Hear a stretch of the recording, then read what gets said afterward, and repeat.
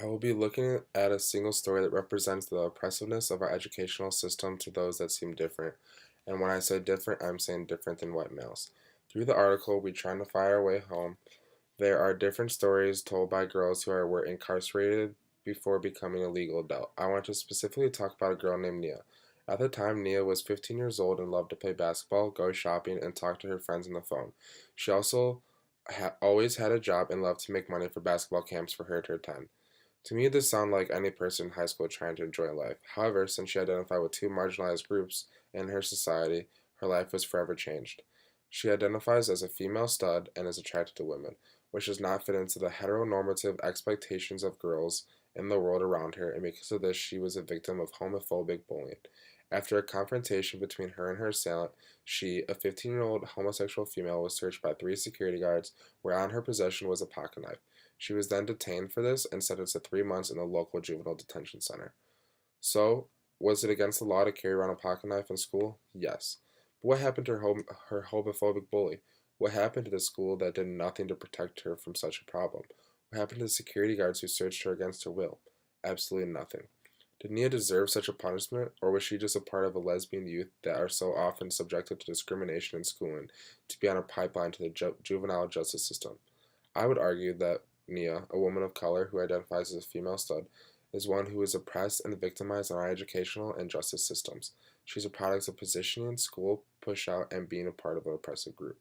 In the article, The Making of a Bad, Bad Boy, Kathleen Collins says that positioning offers a way to describe the process through which people are placed into different identities, such as roles, categories, storylines, through culturally historical situated interactions, and in the ways in which they respond by taking the identity or by attempting to reposition themselves. Collins would argue that Nia, as a group, as the group she identifies with, would make her position in a negative light. She would be positioned as someone who is at risk on a wide array of academic, health, and safety measures. In a study shown in the article LGBTQ Youth of Color, it is stated that 81.9% were verbally harassed because of their sexual orientation, and a part of that category is Nia. So is her being at risk from her being a bad student, or because her changes of being verbally harassed were more likely to shut her down and position as a bad student? She's positioned as a bad student and outsider from the rest, which can allow for a disrespect to her like she received from the school administration and security guards of dealing with her being verbally assaulted. In a study done in the same article, it states that the LGBTQ youth of color in particular face persistent and frequent harassment and bias-based bullying from peers and school staff, as well as increased surveillance and policy and relatively greater incidence of harsh school discipline, and the constant blame for their own victimization. Through Nia, this is shown on how her carrying a pocket knife, which could have been simply deemed as an accident to her white counterpart, put, but she was the actual result of this harsh punishment of jail time. And because of these things, she could be a part of the school push-out reality.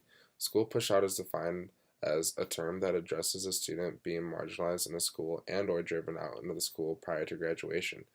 Nia's terrible experience in school, being victimized and then sent to jail for a simple misunderstanding, is a prime example of a school push-out for the LGBTQ students of color.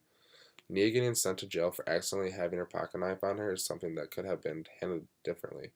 For starters, if restorative justice, which is talked about through the Advancement Project, was used in this decision, I believe that Nia would have not been sent to jail. Restorative justice is defined as an evidence-based practice efficiently used to reduce suspension, expulsions, and disciplinary referrals.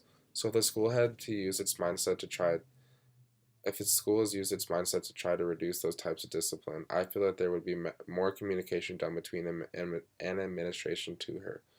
To one, keep her in school, and to two, get to the root of the problem, which was being verbally assaulted. I want to be clear when I say to keep in school, I mean to not have put her in jail for 3 months. Consequences would need to happen, but the restorative justice comes in when it comes into effect, puts a stop to make overly harsh decisions. Restorative justice practice also states the victim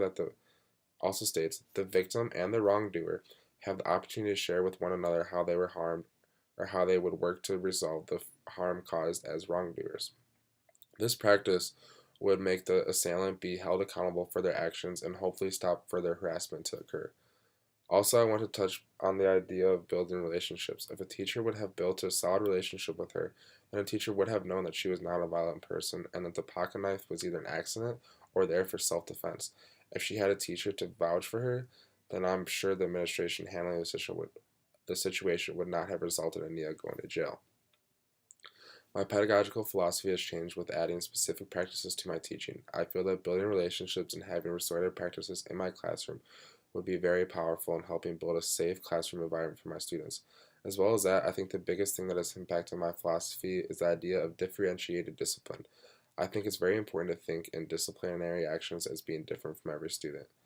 Not all students learn the same way, and not all students react to disciplinary actions in the same way. So why?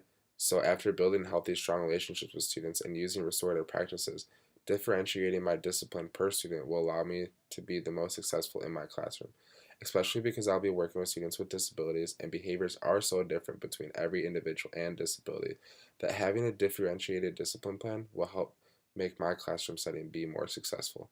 If I were Nia's teacher or an administrator in her school when this incident happened, I feel I could have helped her and not pushed her out. So, with the knowledge I have now, I will try to be an ally and a friend for all of my students. Thank you.